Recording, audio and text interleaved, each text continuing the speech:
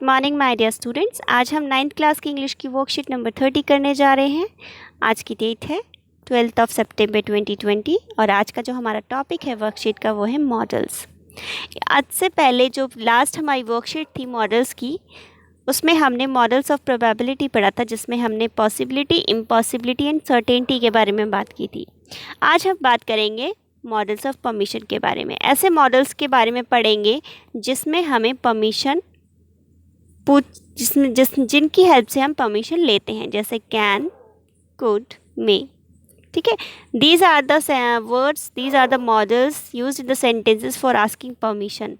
ये जो can, could, मे हैं, ये सेंटेंसेस में परमिशन लेने के लिए यूज़ होते हैं, लेकिन ये कैसे आपस में डिफरेंस है ये हम आज पढ़ेंगे। अगर हम एग्जाम्पल देखें, can I water the plants, क्या मैं पौधों में पानी दे सकता हूँ। Could I water the plants please, क्या मैं पौधों में पानी दे सकता हूँ please. May I water the plant please, क्या मैं पौधों में पानी दे सकता हूँ। अगर हम इन तीनों में डिफरेंस देखें तो फर्स्ट वाले में प्लीज़ नहीं लिखा है, बाकी दो सेंटेंसेस में प्लीज़ लिखा है और तीनों सेंटेंसेस में अलग अलग मॉडल्स हैं। ठीक है, तो फर्स्ट सेंटेंस देखें, उसमें कम रिक्वेस्ट है, कम पोलाइटनेस है, और सेकेंड और थर्ड में ज़्यादा फॉर्मलनेस एंड पोलाइटनेस ज़्यादा है। ठीक है, तो सबसे कम पोलाइटनेस होती है कैन में, फिर उससे ज़्यादा कुड में होती है, फिर सबसे ज़्यादा मे में होती है। ओके, नीचे हम टेबल में देखें तो सबसे पहला है कैन, जो प्रेजेंट टेंस में यूज़ होता है। इसका इफ़ेक्ट पॉजिटिव होता है और ये इनफॉर्मल टोन देता है हमारे सेंटेंस को। इनफॉर्मल का मतलब है कि जब हम किसी फैमिली फ्रेंड से बात करते हैं, फ्रेंड से बात करते हैं या ऐसे लोगों से बात करते हैं जिन्हें हम जानते हैं, वो इनफॉर्मल होता है। ओके, नेक्स्ट है कैन नॉट, और इसे हम कांट भी कहते हैं। ये भी प्रेजेंट में यूज़ होता है। इसका इफ़ेक्ट नेगेटिव आता है क्योंकि इसके में नॉट लगा हुआ है, तो जिन वर्ड्स में नॉट लगा होता है वो नेगेटिव इफ़ेक्ट्स देते हैं और ये भी इनफॉर्मल है। ठीक है, नेक्स्ट है कुड।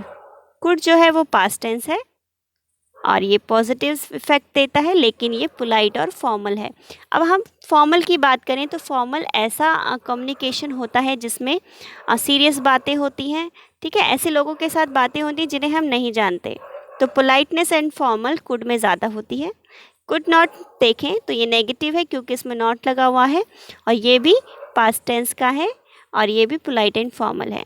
मे पर चलते हैं। मे जो है हमारा प्रेजेंट टेंस में यूज़ होता है। इसका पॉजिटिव इफेक्ट है और जो इसकी टोन है वो ज़्यादा पोलाइट और फॉर्मल है। ठीक है, लेकिन ज़्यादा पोलाइट और फॉर्मल से मतलब है ये, अगर हमें ऑप्शन में मे और कुड मिले और हमारा जो सेंटेंस है वो फॉर्मल वाली फीलिंग दे रहा हो, ऐसी फीलिंग दे रहा हो कि ऐसा सेंस मिल रहा हो जिसमें हम किसी स्ट्रेंजर से बात कर रहे हैं, तो मे सबसे पहले आएगा। ठीक है, मे ज़्यादा पोलाइट और फॉर्मल है। ऐसे ही मे नॉट भी प्रेजेंट टेंस में यूज़ होता है, नेगेटिव इफेक्ट देता है और मोर पोलाइट और फॉर्मल है। ओके, आगे चलते हैं, एक बार और डिफरेंस देख लेते हैं फॉर्मल और इनफॉर्मल का।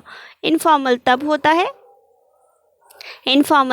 है जब हम कम्युनिकेट करते हैं किससे, फैमिली से, फ्रेंड से और ऐसे पर्सन से जिसे हम जानते हैं।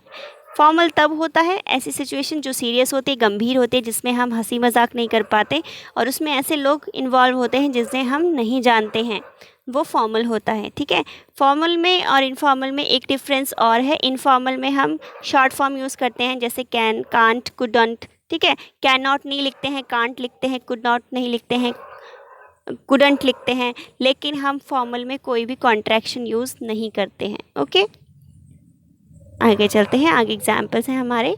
Asking for permission, giving permission, refusing permission. तो हमारे जो ये मॉडल्स हैं आज, कैन, मे और कुड, ये हमें परमिशन पूछने के यानी परमिशन लेने के काम आते हैं, परमिशन देने के काम आते हैं और रिफ्यूज़ करने के भी काम आते हैं। ठीक है, चलिए देखते हैं। कैन आई गो होम, क्या होम जा सकता हूँ, क्या मैं घर जा सकता हूँ।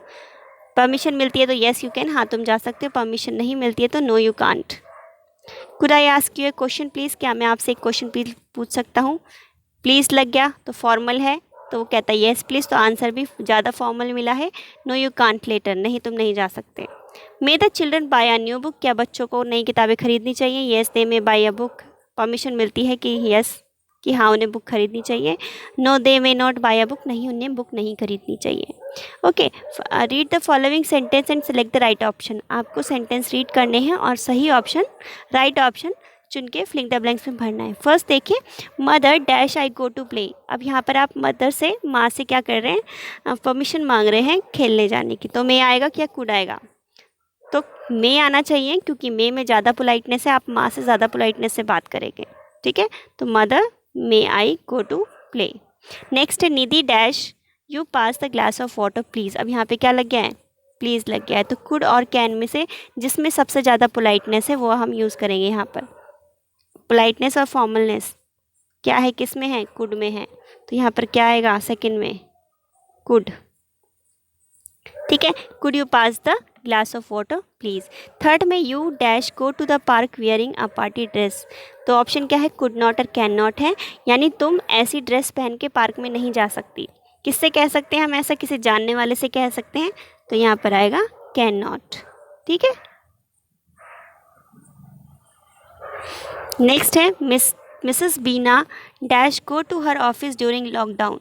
मिसेस बीना जो है वो अपने ऑफिस नहीं जा पाई लॉकडाउन में।